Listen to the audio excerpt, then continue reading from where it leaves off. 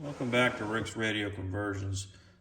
Today we're going to be talking about not radios directly, we're going to be talking about audio potentiometers and tone potentiometers. So you're going to see a lot of stuff on the internet about how to check a potentiometer, especially an audio potentiometer. And for an audio potentiometer, we're talking about what's called audio potentiometers are it's a non-linear potentiometer, meaning I'll bring up hopefully a picture from the internet to show you this, but the potentiometer sweep starts out very, very slow, and then it gradually brings it up in volume, whereas the linear goes from one to another, two direct points there. I don't know if I'm in the video or not. And the other thing you'll see people show you how to check potentiometers with a digital multimeter, which is not the correct way to do that. Okay, it's a good way to figure out your total ohms, how much your potentiometer, what the value is, and we can do that real quick. And once again, I'm not really set up to do all this kind of video stuff, but so your potentiometers have an inner leg, a middle leg, and an outer leg, however you want to look at that. But the two outer legs, these are your total ohms, and then you have a wiper in the middle. So what you could do is you could take your digital multimeter. Okay, now this is a 25 k ohm potentiometer. Okay, and I'm just going to bring the camera up here, and you see our fluke says 24.5, and we've got a LED that's starting to go out there at the top, but that's 25k more or less. And we'll bring this back down here. So that will tell you your total ohms. And then what they'll do is they'll go to the wiper, okay, and then move the wiper, and then watch the ohms increase and decrease, and that's all great. Unfortunately, nobody really cares on a digital multimeter. The Simpson 260, probably one of my best pieces of test equipment ever. So what you're doing here is, and we have this on times 100, so we are in this area here. What you want to do is you want to gradually take your control, and you see how that jumps up like that? Then we're just turning it back, and it takes almost forever for it to start to even move.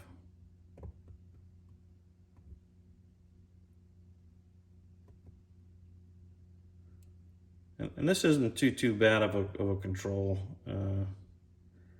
I think this was bad for an on-off switch, I believe, but it's not too bad. It does have a pretty good jump there, though, as we're going across.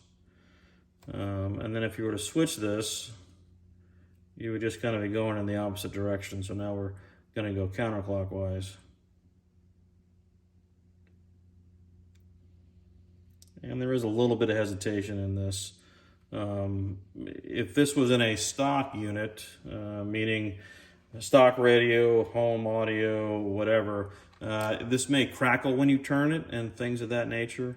But in a converted radio, it's very, very important that the integrity of the value of the potentiometer is what it is. So if there's any misses at all in what's called the carbon track, and I'll show you what that is here in just a second. And this is a good one here. So this is the inside of a potentiometer. You've got the outer rings, the outer lugs, which make up your carbon ring. This is all carbon fiber or carbon dust that's actually pressed on to a piece of brass, and then kind of asphyxiated to a piece of what's called phenolic, with a ring in the middle, okay? And this ring, in a sense, makes contact by these other on the shaft side. So two are on the 2 are on the carbon track, and then 2 are on the actual ring. And I've actually cleaned this one up a little bit. But what I'm talking about with the carbon going away, you can see the very top, you can kind of see the carbon going away. And this would not be good for a converter radio. This would not be good at all. But if you had this in a home set, it still may work, okay?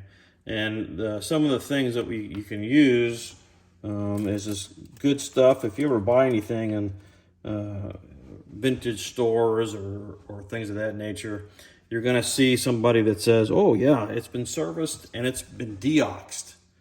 And this information for you guys is from the Kaig company. They make this awesome product called Deoxit, and everybody you're going to see on the internet, on YouTube, uses Deoxit Red, okay? D5 means that there's 5% solution of the actual chemical that is in this can, okay? Removes oxidation, improves connection, seals and protects surfaces, flushing action, safe on plastic. Well, that sounds pretty good, okay?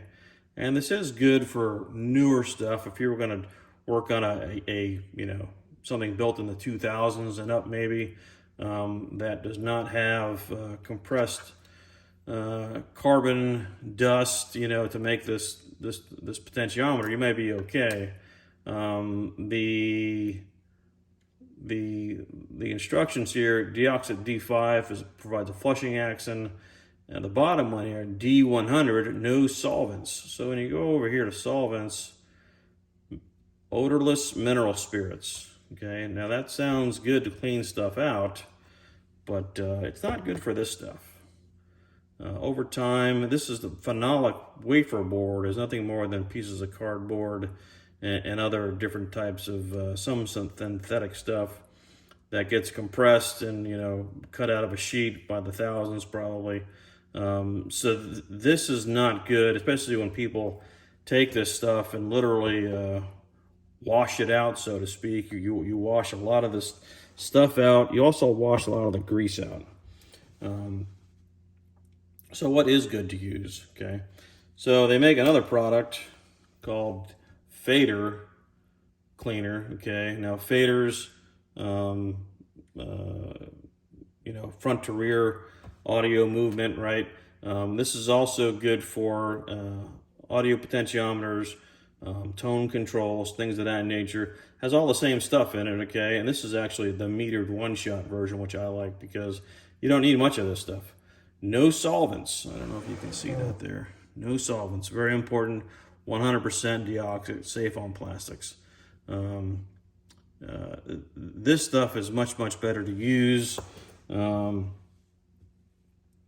it is for the other stuff. Now, here we go. Here more of the green stuff. This is in a dropper, right, with no perpetuant to get it out. And you can see here, conductive plastic faders and controls, okay? Well, here's the red stuff again, right? Improves connections, seals and protects surfaces, improve performance and reliability. Nothing, though, about fader controls, audio potentiometers, or tone potentiometers. So this stuff is really made for switches, on-off switches, things that's all metal-to-metal contact. So we're going to leave the red stuff over here.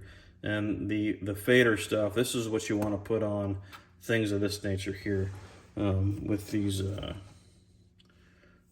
contact traces here. Now you can kind of see this one I've kind of been messing around with a little bit. It is very worn out here in where the two tracks are from where the potentiometer rides, okay? Your riders here for your contacts, these are very dirty.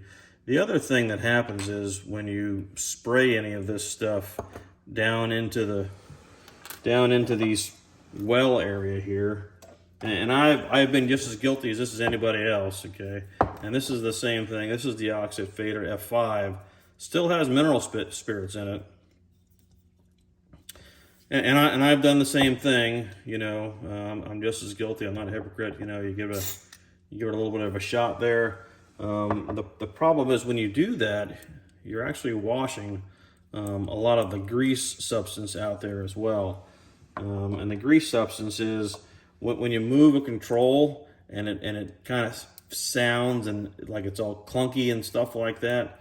That means that all of the grease is kind of washed out. And this is a control that I've had that's just been sitting around forever. But all of this stuff here at the bottom, this is all grease to make this guy go. And it's all gone.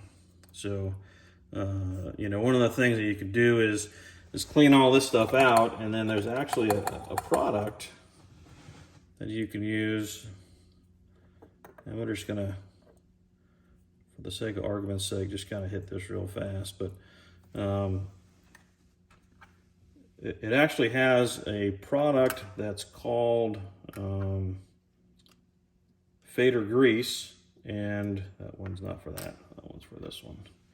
So what the Fader Grease does is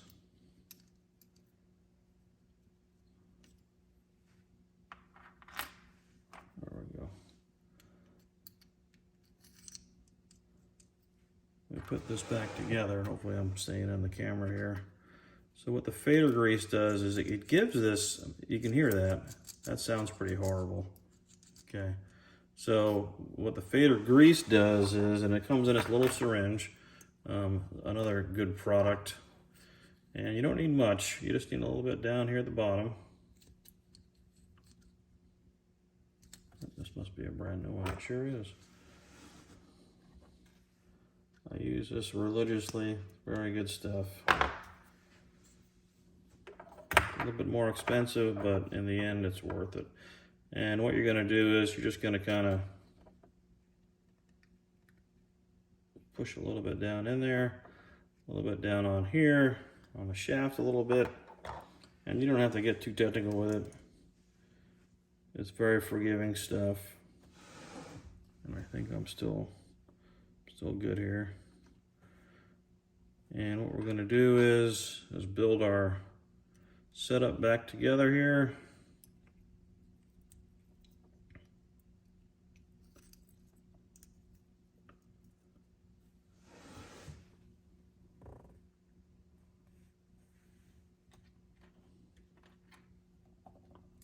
And I don't know where that other piece went.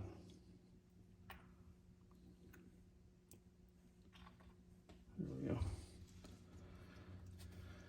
And now we're going to put this back together, realigning everything. And I just like to take a little bit of the fold over there, on one on each side, to get it started. And